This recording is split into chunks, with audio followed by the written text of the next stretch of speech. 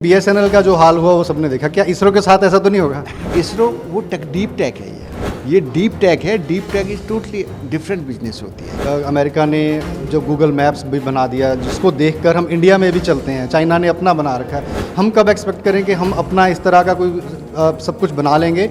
कुछ technical problem आ गई थी। इंडिया के लोग जब इसी को यूज़ करेंगे कि हमें मुझे नाविक ही चाहिए, तो वो चीज़ क्या पहुंच नहीं पाई लोग? इस सरकार ने सभी मोबाइल ऑपरेटर को बोला है कि वो फिर वह बिजनेस ट्रिक आ जाती है। जब किसानों की बात आती है, जब वो पराली जलाते हैं तो रेड डॉट पकड़ लेता है सैटेलाइट कि जी यहाँ पराली जली है, लेकिन वो कहते हैं कि अगर बारिश का अनुमान हो और चीज़ों में वो हमें प्रॉपर एग्जैक्ट नहीं बता पाते। हम हर एक डिपार्टमेंट से जाके उनसे यूज केस डिमांड कर रहे हैं। भाई आप बताओ आपको क्या तकलीफ है। चंडीगढ़ यूनिवर्सिटी में आज स्पेस को लेकर एक खास प्रोग्राम हुआ जिसमें इसरो के साइंटिस्ट भी आए और जो और ऑर्गेनाइजेशंस हैं जैसे इन स्पेस है, ध्रुव स्पेस है, उनके जो हेड हैं वो भी आए हैं। हमारे साथ इस वक्त इन स्पेस से डॉक्टर विनोद जी हैं। विनोद सर, किस तरह से देखते हैं पहले तो आज के प्रोग्राम को, जो स्पेस को लेकर जो स्टूडेंट्स की का साथ आपकी इंटरेक्शन हुई, क्या इनिशिएटिव को किस तरह से देखते हैं सर? सर ये बहुत बड़ा इनिशिएटिव है। जब प्रधानमंत्री नरेंद्र मोदी जी ने स्पेस सेक्टर रिफॉर्म किए 2020 में, उसके बाद में जो पहले रिसर्च और स्पेस का काम गवर्नमेंट की चार दीवारी के अंदर होता था, उसको खोल दिया ताकि भारत के यूथ, भारत की युवा शक्ति ये स्पेस एक्टिविटीज़ में एंड टू एंड पार्टिसिपेट कर सके। तो ये उसका नतीजा है कि आज बहुत सारी स्टार्टअप हैं। 450 से ज़्यादा नई स्पेस स्टार्टअप खुल गई हैं भारत में, और भी स्टार्टअप्स और बड़ी कंपनियां काम कर रखी हैं। तो ये देखा जाए ये स्टूडेंट्स के लिए बहुत बड़ी अपॉर्चुनिटी है।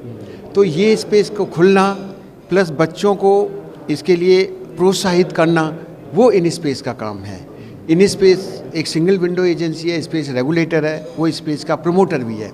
वो हम इनको प्रमोट करते हैं, फंडिंग स्कीम, हम टेक्नोलॉजी से उनको असेस टू इसरो इंफ्रास्ट्रक्चर, इनकी कैपेसिटी बिल्डिंग करना, बच्चों की उनके लिए सिलेबस तैयार करना, ये सारी चीज़ें हैं। ये इतना बड़ा एंथुसिज्म है। स्टूडेंट से मैंने बातचीत की, मैंने देखा कैसे उन्होंने एक छोटा सैटेलाइट बना रहे हैं। वो दिखा रहे हैं कैसे सर ये टेलीमेट्री आ रही है, ये हमने बनाया है अपने हाथ से। तो प्रसन्नता होती है। देश के युवा ऐसा काम कर रहे हैं और उनको सारी स्पेस की जानकारी दी जा रही है। तो ये एक नया युग है, ये इन स्टूडेंट्स का युग है। जैन जी के लिए भारत सरकार ने एकदम ये डीप टेक को खोल दिया है। अच्छा सर, जब बात करते हैं हम कंपटीशन की, अमेरिका से कंपटीशन की बात होती है, चाइना से कंपटीशन की बात होती है। अमेरिका ने जो गूगल मैप्स भी बना दिया, जिसको देखकर हम इंडिया में भी चलते हैं। चाइना ने अपना बना रखा है। हम कब एक्सपेक्ट करें कि हम अपना इस तरह का कोई सब कुछ बना लेंगे जो बिल्कुल एक्यूरेट होगा, जो उनके कंपटीशन का होगा और जिसको देखकर हम गूगल छोड़ देंगे? हाँ, बहुत अच्छा सवाल है आपका। देखो, भारत का नेविगेशन सिस्टम इंस्टॉल्ड है ऑलरेडी, नाविक। उसका एक सैटेलाइट अभी लॉन्च हो जाएगा कुछ दिन में, उसके बाद कंप्लीट हो रहा है। वो पहले कंप्लीट हो गया था, कुछ उसमें टेक्निकल ग्लिच आ जाती है, ठीक है। हमारा ऑलरेडी सिस्टम एस्टेब्लिश्ड है और वो बेटर है। भारत का नाविक की एक्यूरेसी, मैंने अपनी पीएचडी में वही स्टडी की थी। भारत का नाविक उससे ज़्यादा जीपीएस से ज़्यादा एक्यूरेट है। उसका 4 सैटेलाइट चाहिए हमारे पास। कुछ की क्लॉक, कुछ टेक्निकल प्रॉब्लम आ गई थी, अभी वो हो जाएगा फिर पूरा। लेकिन हम ये कंपटीशन नहीं करते किसी के साथ, सहयोग से काम करते हैं। नहीं सर, ये स्पेस कि में इंडिया के लोग जब इसी को यूज़ करेंगे कि मुझे नाविक ही चाहिए, तो वो चीज़ क्या पहुंच नहीं पाई लोगों तक? बहुत बड़ी बात है। वो कर दिया इस सरकार ने।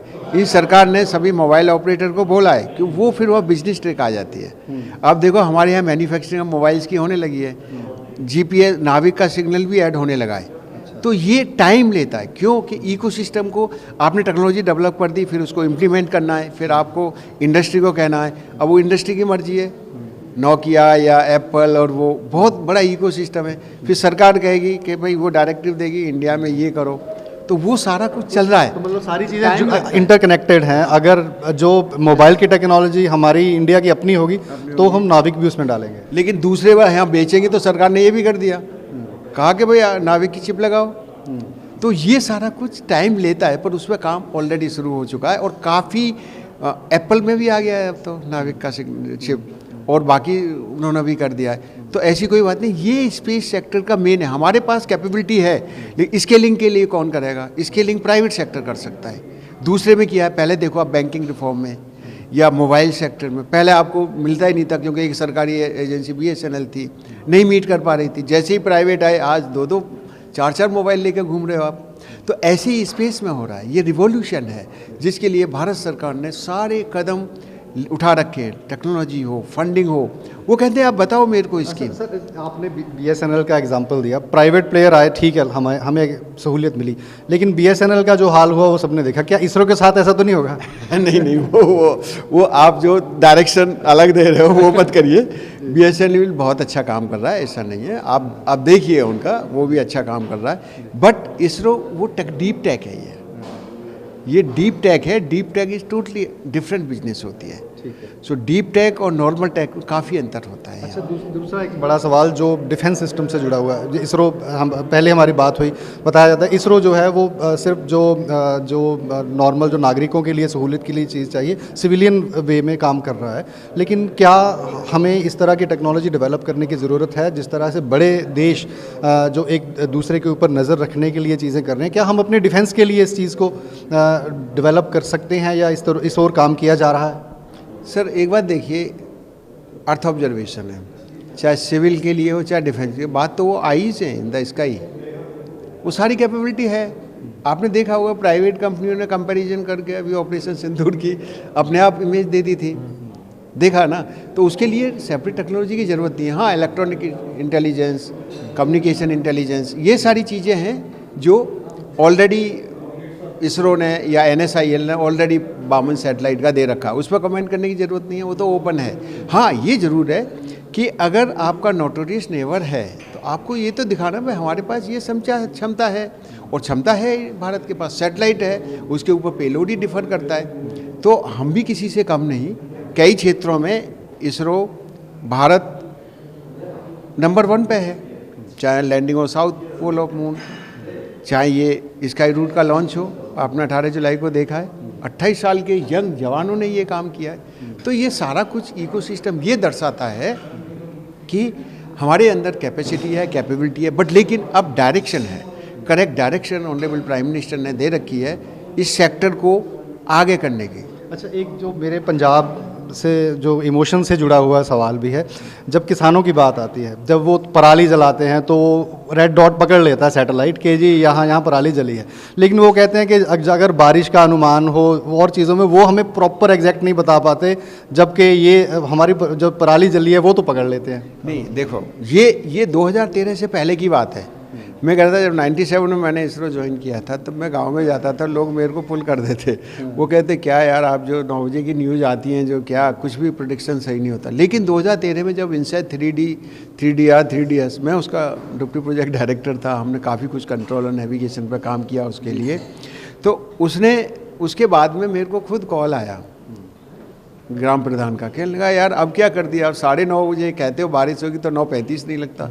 सर आप देखिए उसका इम्पैक्ट, हमारे जो सैटेलाइट हैं वो आपको सटीक जानकारी दे रहे हैं। हमने कई लाखों लोगों को बचाया है तूफान से, इससे तो अब अलग है।